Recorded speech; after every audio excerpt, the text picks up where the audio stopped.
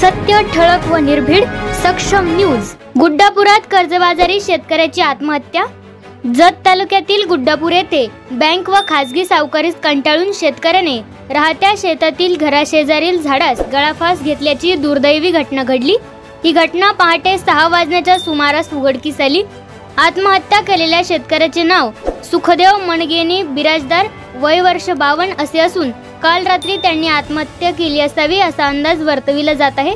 सकाळी सुनेला सुखदेव हे घराशेजारील झाडास गळफास घेतलेल्या स्थितीत आढळून आले।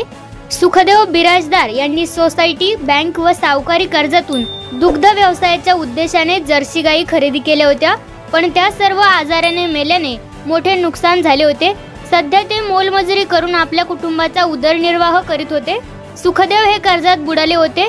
कर्जाच्या वसुलीस वैतागून सुखदेव यांनी आत्महत्या केल्याचे बोलले जात आहे।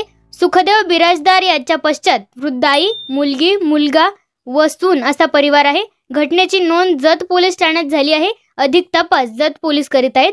दुष्काळामुळे राज्यातील शेतकऱ्यांची दुर्दशा झालेली आहे। सोसायटीचे कर्ज आणि खासगी सावकारांकडून पठाणी व्याजाने घेतलेले कर्ज यामुळे शेतकरी देशोधडीला लागले असल्यामुळे आत्महत्येचा मार्ग अनुसरत आहेत।